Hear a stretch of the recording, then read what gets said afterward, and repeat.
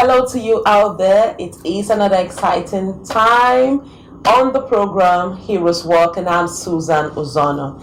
Today we're going to be talking to someone special. I urge you, just as I would always say, call someone, tell someone it is time to experience something that you have never experienced before. For those of you watching this program for the first time, it is a program designed to bring to you people, walks, tales, stories, encounters, experiences, especially on the path of impacting lives. Yes, I'm talking about people that have decided to go out of their way. Yes, have decided to make up their mind to look out for other people. People that have decided to obey the call. Yes, we believe in the call of God upon our lives, and these set of people that will bring to you, that will feature on this program, have something to say. And I believe that there are a lot of you out there that are actually on this path too, or thinking of being on this path. So this work is meant to teach you one or two things that you need to know. Well, let's take a short break and I'll be right back.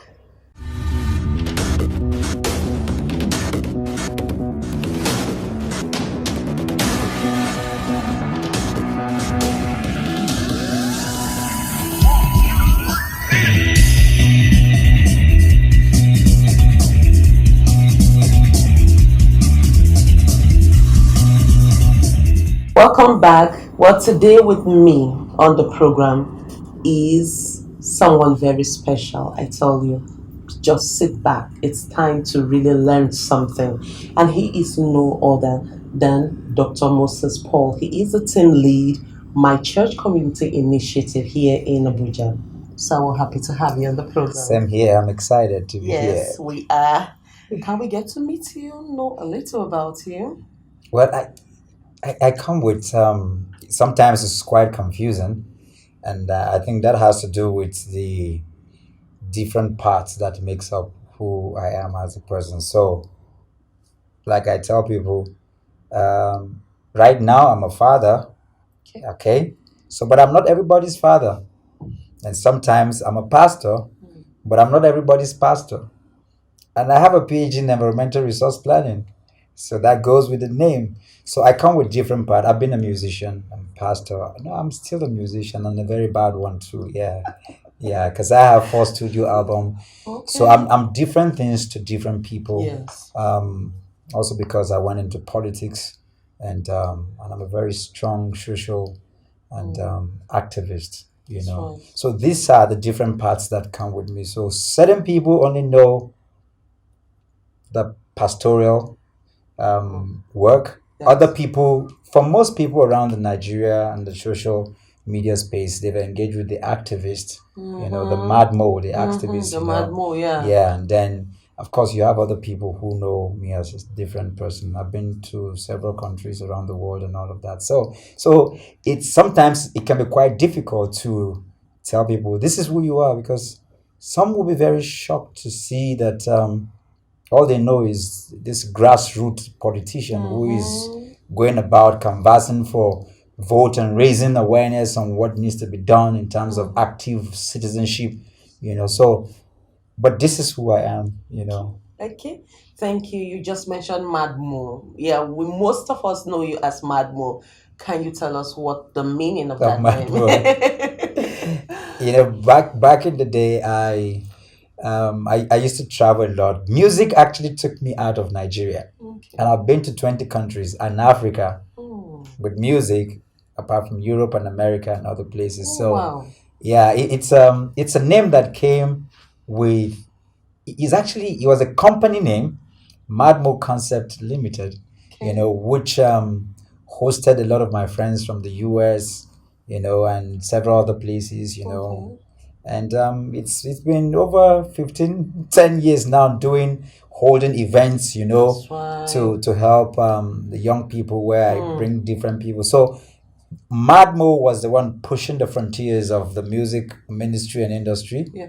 And then everybody started calling me Madmo. And so that's where Madmo came from. It used to be Okay. Mo, but everybody now Madmo, Madmo. Madmo. And it simply means make a difference, Mo. Concept Limited. So it's making a difference. Making Yeah. a difference Yeah, more. yeah. Okay. But you gotta be mad to be able to make a difference. Yeah. Yeah, so it kind of uniquely tied in. So, but that's where Mad Mo came from. Yeah, I think it makes a lot of sense. I used to like the scripture that says, "And the violent take it By by force." force. You Yeah. know, and violent. When I Yeah. check the meaning of violent, I'm like, yes, Forcefully. forcefully. Yeah. So these things are very, very important. Oh yeah, they are. You got to be to be bold, Mhm. to be wise. It comes with to be purposeful. Mm. It comes with focus, and focus is like a bullet. When you shoot an arrow, when you shoot a bullet, it has to be focused, and it comes with a lot of force. And so you find that people who make mark in life, in society, and in generations are people who have to they have to come with some force. They have to be mad about it. Yes. So yeah, so it makes sense when you look at violence from that positive energy. That's right. Yeah. That's positive side of it. So I don't know why we are too quick when you hear words like that to think of the negative side of it, but I believe that it connotes something positive. Oh, yes. Yes. And it's very important. So how did this all start? You've mentioned a lot of things that you do. How did it start? Was it a passion? Did you just wake up one day and maybe you had a voice? We want to know. And when did it start? Did it start? Interestingly, now I can put it in words. Now I can say a statement that defines who I am. Okay. Now it's easy after several years of encountering different things. At the point, I thought that if anybody told me that I was going to go into activism, I wouldn't even believe it because I was so passionate about music. And I wrote impeccable songs. 10 years ago, I'd featured people like Charlie Boy, Samsung, 6 Foot Plus, different Solomon Lange, all kinds of people. Like I said, travel around the world. Even though I wasn't even like people who became popular music-wise in Nigeria, but every other month I was out of the country. So I gave my all to it, and so I thought I was a musician. And then at one point of my life, I see myself, collaborating with people like Dayon Ju, Charlie Boy, Rio, and carrying out, in quote, very dangerous step to, holding leaders from the presidency down to the governors and legislatures and everybody accountable to doing what they need to do. And it's so passionate that I was ready to take a bullet for it. So I thought activism was everything, Yes. And there was a time in my life for over 20 years, all I did was as an under shepherd, to serve, to learn, to nurture, to culture, to help people find purpose and meaning to life within the four walls of the church, which began long before I even knew it. Looking back now, reflecting, as far back as when I was in JS3, and this is over 3 decades ago, and shockingly so. And I remember things that my principal will come and say, hey, that boy, will make certain shocking revelations about what he's going to be in the nation based on what he's been doing. I mean, leading fellowships like the FCS right from secondary school and then into the university and helping people. So it's a long time. You can tie it to several things, so it's a long way coming, but I know that as far back as give or take 15 years ago, actively, I know exactly what the direction was, and that's why I'm going to say what I'm going to say now, that at least over 15 years ago, I knew that it's not about vocation. It's not about what you are doing at a particular point in time. Okay. It's about your call. Like you said in the introduction, your call calls you.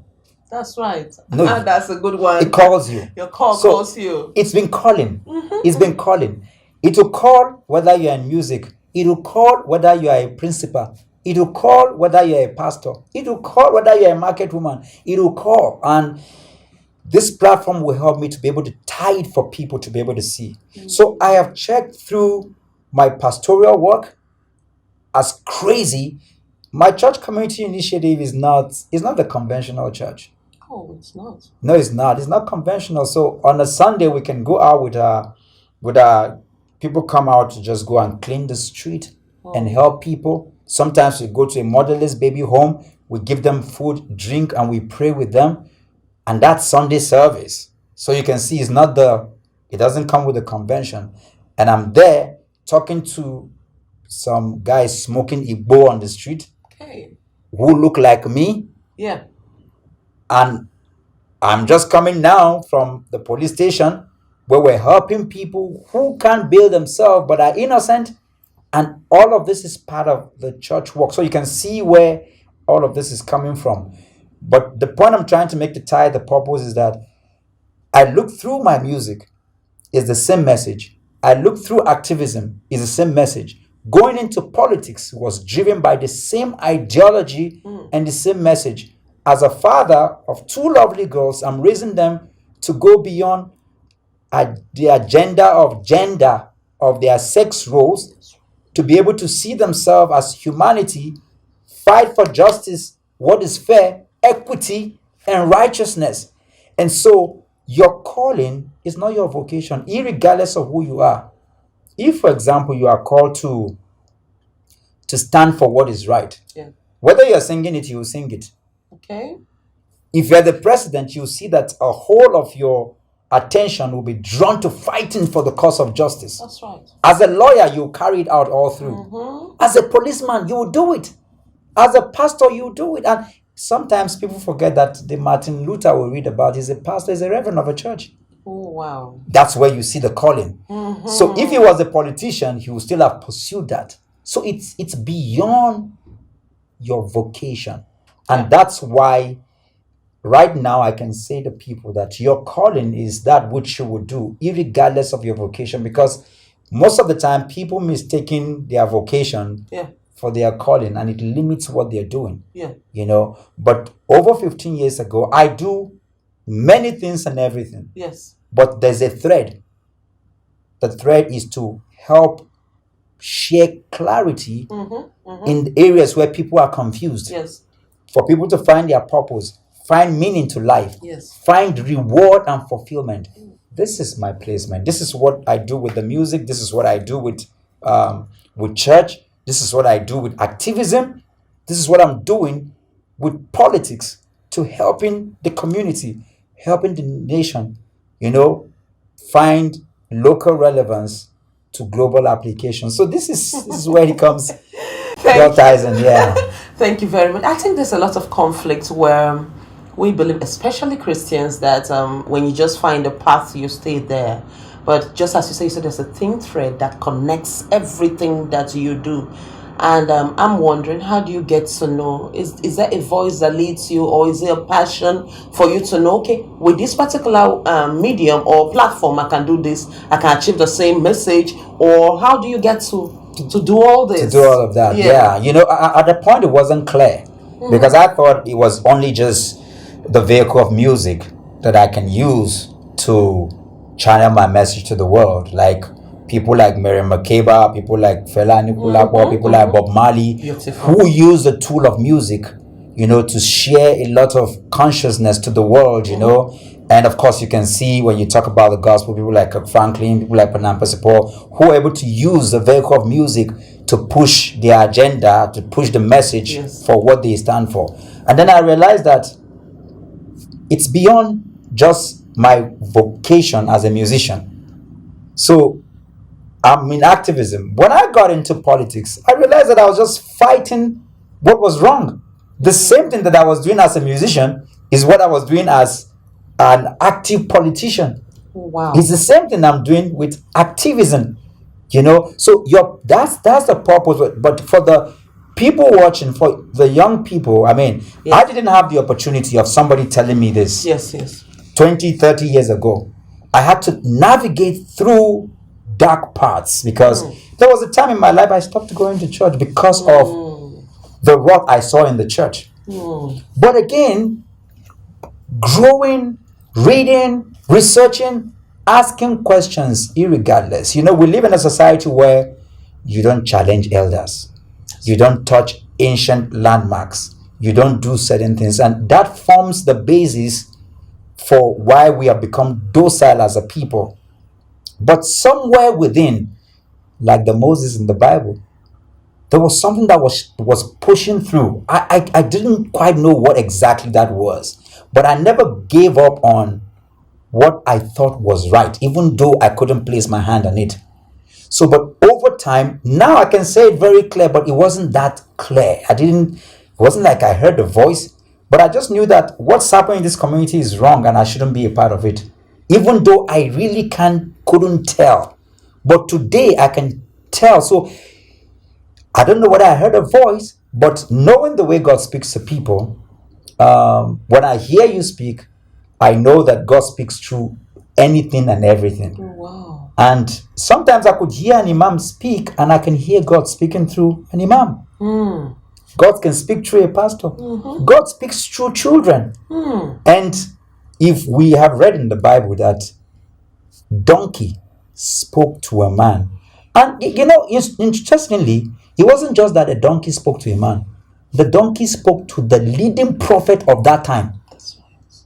So the question I keep asking now, if a donkey in the Bible can speak to the leading prophet, don't you think even the madman on the street, God can use him to speak to us? So the situations that surrounded me, I hear God through the things that are happening. I hear God telling me what to do for Nigeria right now, because look at where I face right now as we sit here. The people listening, if you're a Christian, Christianity has not saved you. If you're a Muslim, Islam hasn't saved you. If you're a Yoruba man, Igbo man, Idoma man, Tiv man, Hausa man, Fulani man, your tribe hasn't saved you. The things your political party hasn't saved you. That's right. Your cultural and traditional belief and unions and affiliations hasn't saved you. From all of that, God is saying something. That's how I hear God. I hear God from the chaos. I hear God from the crisis. I hear God from when things are not working. I hear God from family suffering. That's how I hear. I don't know how other people hear God, but that's how I hear God. When things are not working in the community, God is telling me to fix it.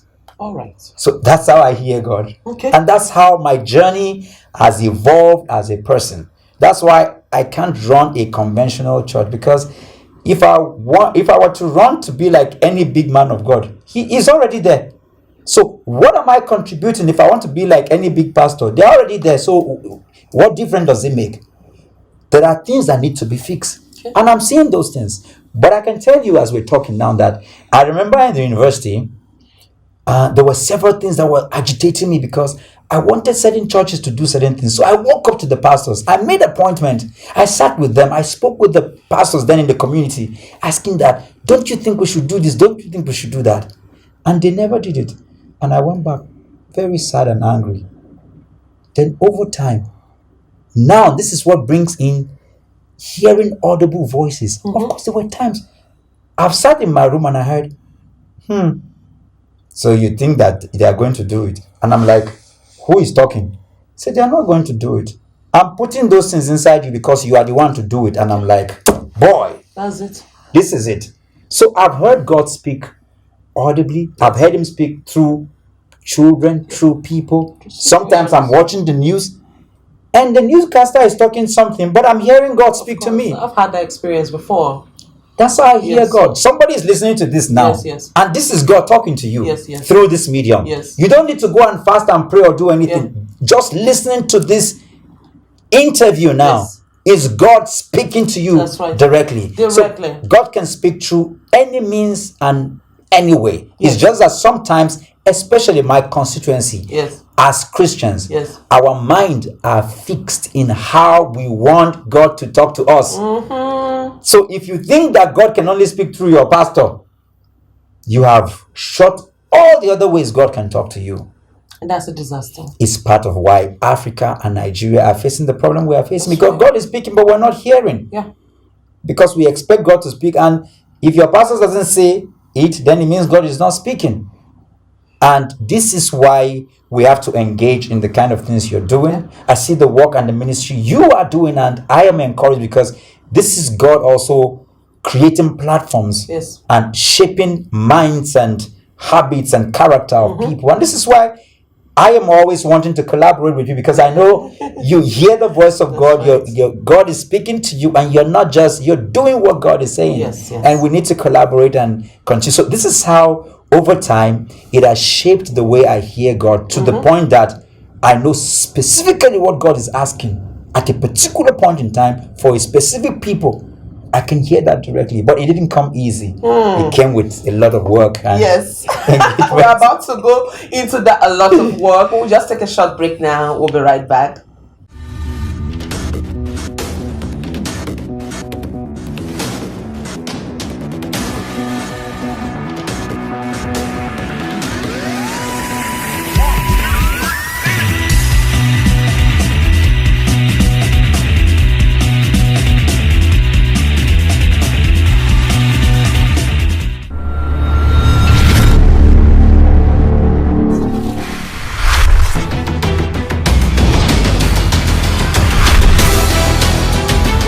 Welcome back. We've been talking with Dr. Moses Paul. He is the team lead, My Church Community Initiative.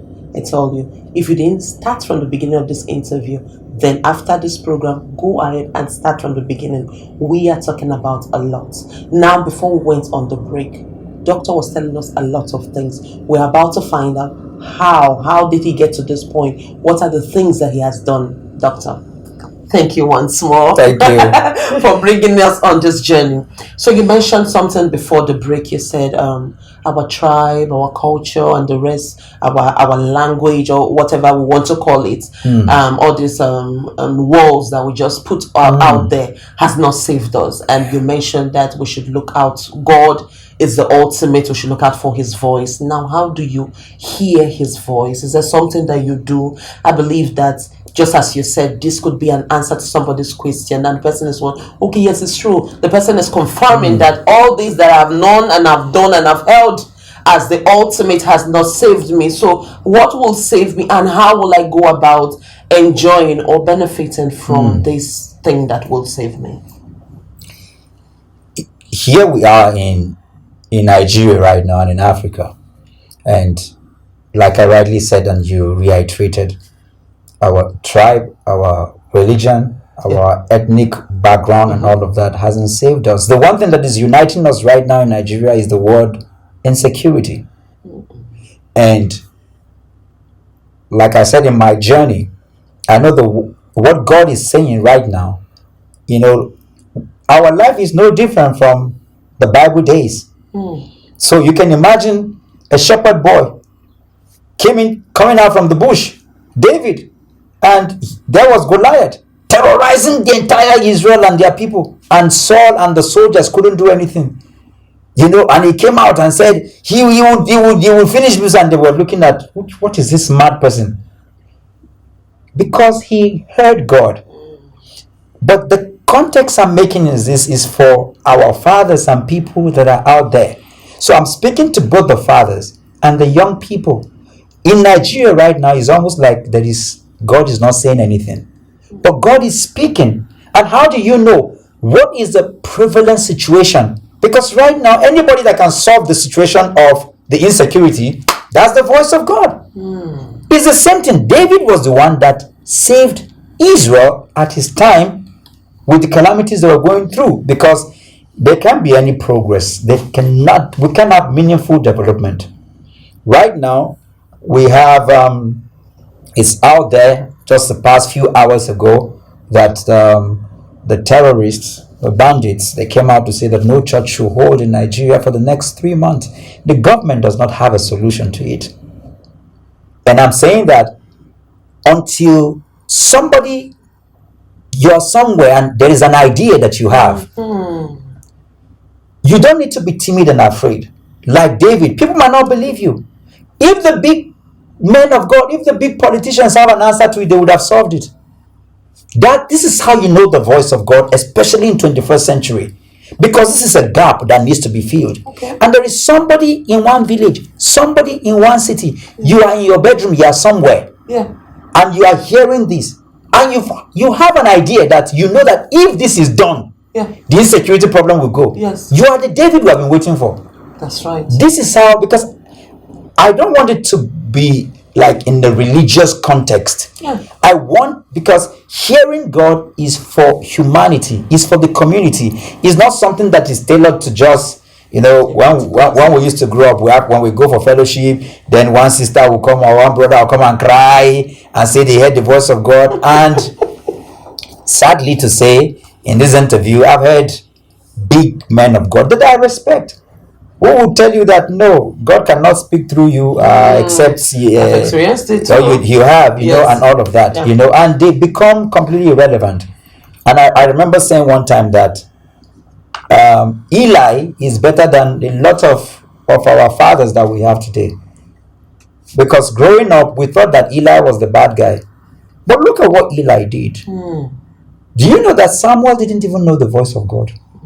Samuel didn't even understand the voice of God. No, he didn't. Like many people, I'm explaining this now for people to know and be able to understand that the voice of God, God speaks. When we say the voice of God, we're talking about truth and reality.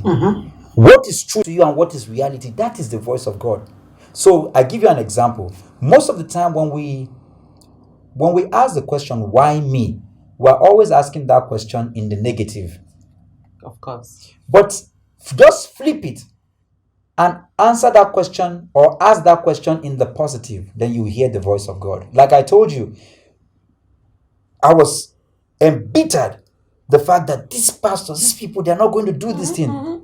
God said, no, it's you.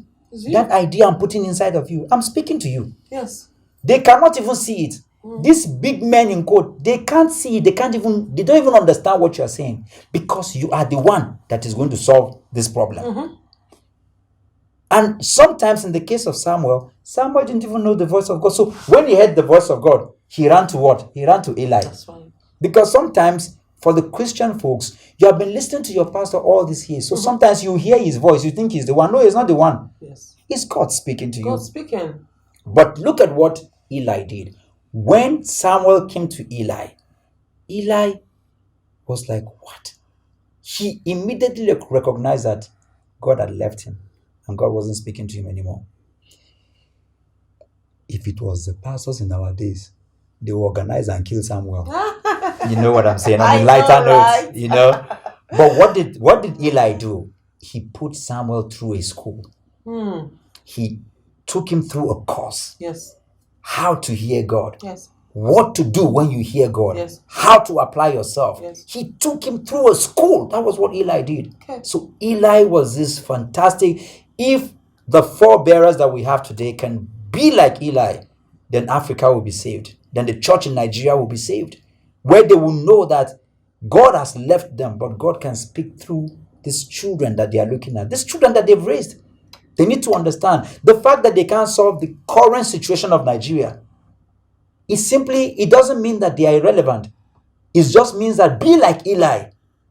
Listen to these other people that you think are small people. Listen to them, because God is speaking through them now. Actually, he has left you because the light cannot always be on you. But your role, when the camera is no longer on you, your role is that of preparing the next generation. Good. That is your relevance. That is your work. Galvanize them. Put money behind them. Put structure behind them. Because you have the structure. Eli is the structure. Samuel is just a little boy. Oh dear. And so that is the process of hearing God. I'm just using this platform as this is how I hear God. I hear God through the situations, through the anarchy, through the things that are happening, Yeah. and attending to solve those situations, Yes. attending to be like Samuel, go and inquire, Yes. ask questions, Okay. engage, Okay. because there are Elis that understand the voice of God. So how did I know? I read books. That's right. I interrogated people. Okay. I sat with people. Okay. They shaped my mind and clarity to knowing exactly the difference between wrong and right. Just wishes and what? Vision and all of that. It will shape and share clarity to how I hear God. And that's why I can easily explain to people today to know. So these are the things we have to do. Sometimes you don't understand clearly. Who do I marry? How do I go about this? How do I know what God is asking me to do right now and all of that? As you engage with people, because essentially we are our thought. So scripture says, as a man thinketh in his heart, so is he. You are your thought. And the only way you can raise the value, the quality of your thought is by engagement, is by reading, is by researching, asking questions. They begin to shape on you. You begin to see clarity. So that's what I had to do. Okay. Study very hard, engage with people very hard, to the point where and it's a continuous process. It is. So you have to unlearn, relearn, and keep learning. Okay. Because some of the things we have learned are completely wrong. Okay. Some of the things we have learned are half truths, and they are more dangerous than the truth. They are. So you have to unlearn a lot of things through difficult processes of confronting traditions, culture, religion, all the setups that you are, family values and all of that, to shaping you to come to where you can see in terms of almost like letter, what we call law, Yeah. what God is saying for you to do. That's how you hear God, and that's how it comes. Thank you very much. I think I picked two things that are very key. And the first one is, you were saying, if somebody's out there and you listen. It's not about just saying the government. Sometimes we refer to the government as if it's an invisible being, but it's made up of people. Now you're talking to that individual. You that know that where you are right now, you can cause a change. Watching this program, you're saying, oh, that thought that in fact, I thought of that thing. Maybe if I take this step, it will help our government, it will help our nation.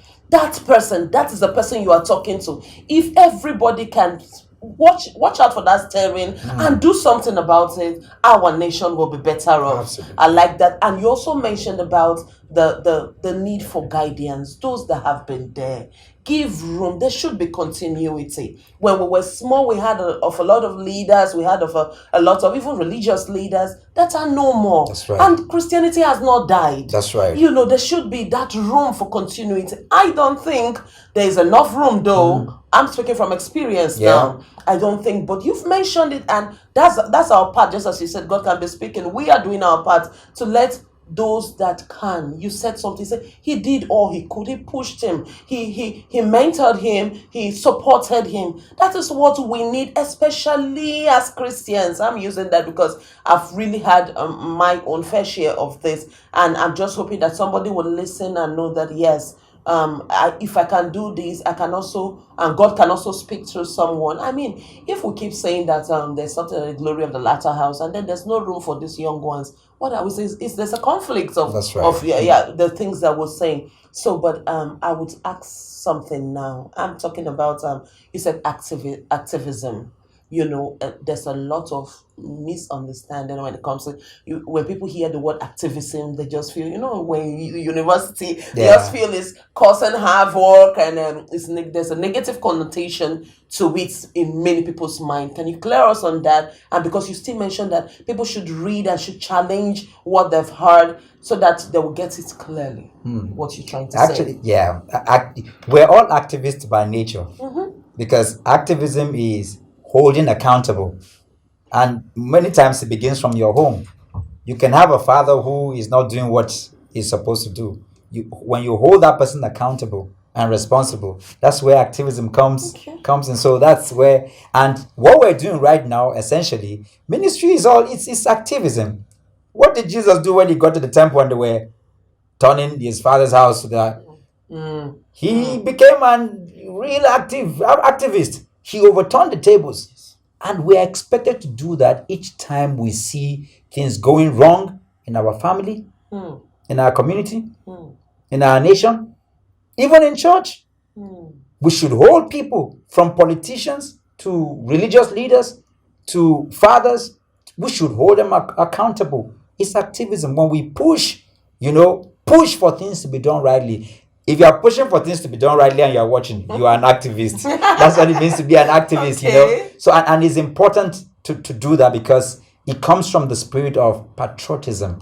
And I know one of the places where also people have are confused about activism is because we also have a lot of people who are not educated. And when I mean educated, I'm not talking about even certificate. Okay. There are a lot of people who are listening right now. You've never read Nigerian's constitution. If I ask you what is the job of a legislature, you don't know. What is the job of a president? What is the job of a governor? What is the job? You don't know. So we have a lot of people who are not educated even to understanding government policies, to understanding what and where they even come in the first place. So we have a lot of ignorant people. And in a country like Nigeria and Africa, so you can see people going out. If you ask them, why are you going? They don't even know why they are going. So that's why there's this backlash with activism, and anybody can wake up and carry bad people and just move in that guise. Yes. So there's a lot of raising of consciousness that is required even in this activism work that needs to be done. And for me, fundamentally, understanding the difference between leadership and the nation, because that's where people are confused. And a lot of people have asked, Madmo, why are you fighting Nigeria? I say, no, I am Nigeria. I'm fighting the leadership. We must be able to separate issues. The same thing with the church. What we haven't done much is that we are not able to separate as a people to understand the difference between the institution of truth and truth. And I will explain it both. So Buhari right now is the president of Nigeria. Buhari is not Nigeria. In less than 2 years, Buhari will be gone, but Nigeria will be here. Remain. So people must understand, when Buhari is wrong, it doesn't mean that Nigeria is wrong. Patriotism will always stand for the nation, not necessarily the leaders. My patriotism is to the nation. I will hold my nation. When the leaders queue off, I will take them out so that we can save the nation. Okay. This is why also when people see us fight pastors who are defrauding people, pastors who are sleeping with their church members, who are doing all kinds of things that the mouth cannot talk about, we fight them because truth is not the institution of truth. Yeah. So even though they are the ones custodians of the institution of truth, they are not truth. Truth is irregardless of the institution itself. Okay. That's why if you look at Joshua, when Joshua was about to conquer Jericho, something happened there, and it was very interesting. What happened? The archangel of the Lord showed up, and Joshua thought that, hey, our guy don't come. And they said, no. He said, on which side are you standing? He said, no. Are you for us or for our adversary? He said, I'm not for either of you. But Joshua was very smart. And this is my message to all of you that are listening here today. Understand that truth is not on your side. Okay. Nigeria's leaders are not on your side. Your pastor is not on your side. You must always take side with the truth. With the truth. You must always take side with God. Okay. Joshua went straight flat on his face and worshipped and took side with God. If your enemy takes side with God, you'll be defeated. This is the strongest message that I probably will pass today in activism and in our work with God and with nation building and with all. You must always stand on the path of what righteousness is not for you. You don't own it. We church people, we think, say now we get God. We think, say now we get. No, you don't own it. That is why even when something is wrong with the church, you fight the people who are trying to fight. There is no man dead or alive that can fight the church, that can fight the truth in the context of them using it.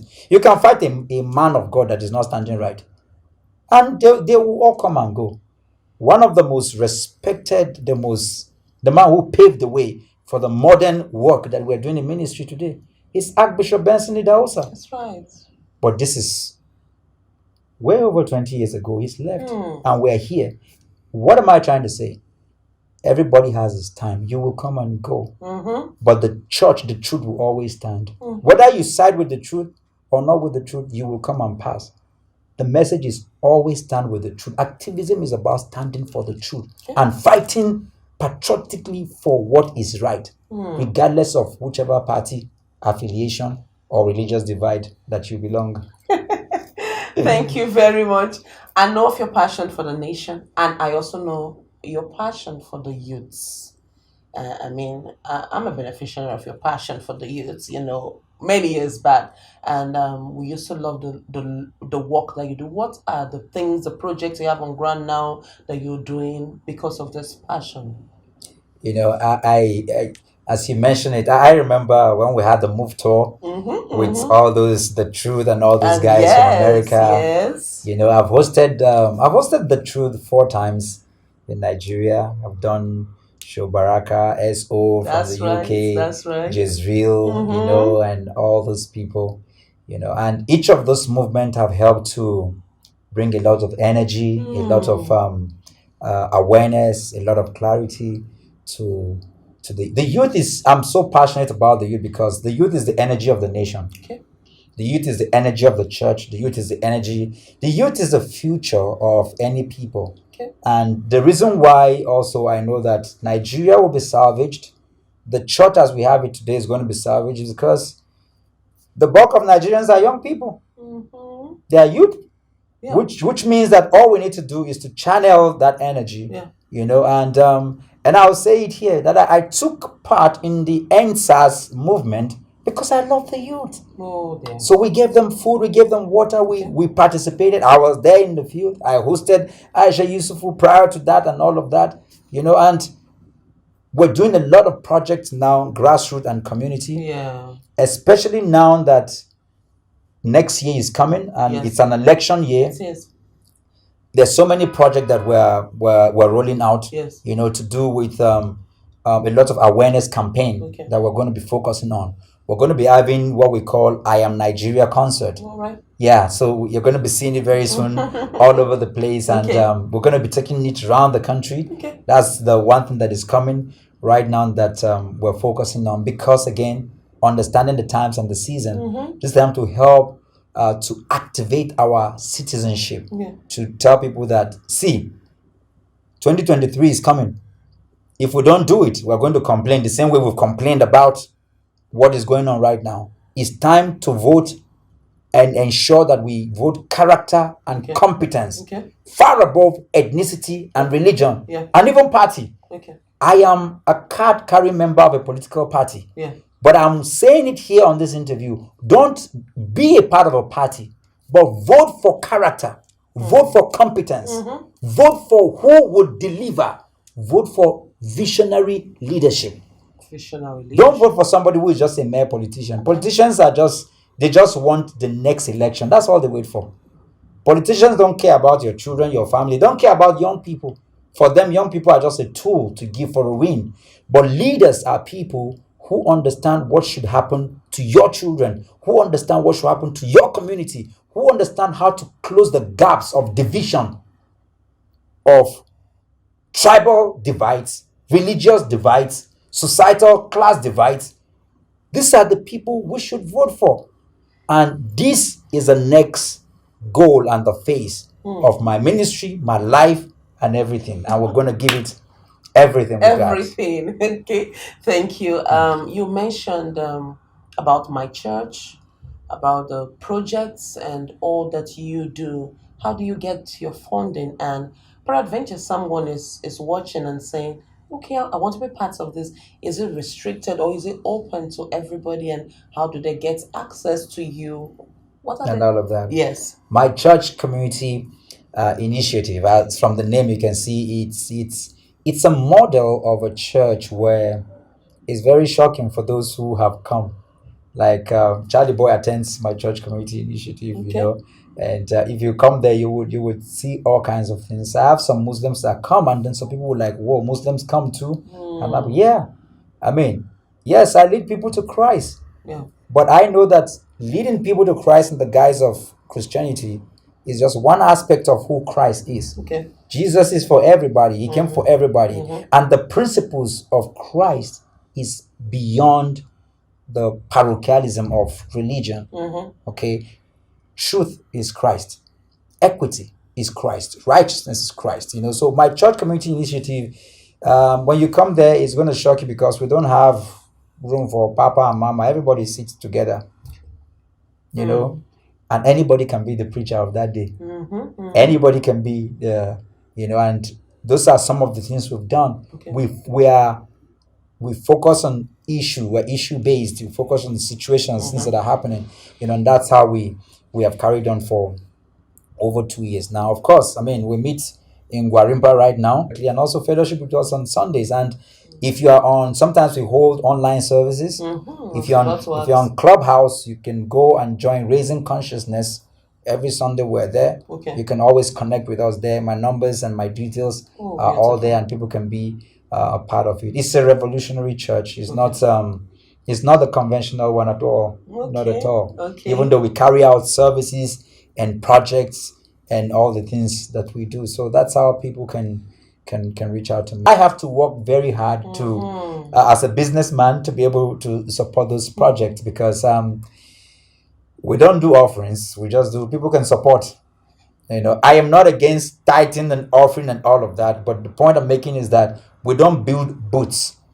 You can give, you can decide you want to be a part of it, you want to give to it. Of course, we are open, home and abroad, people can support. You have a facility that you want to ask us to meet in that place, we're open for support and all of that.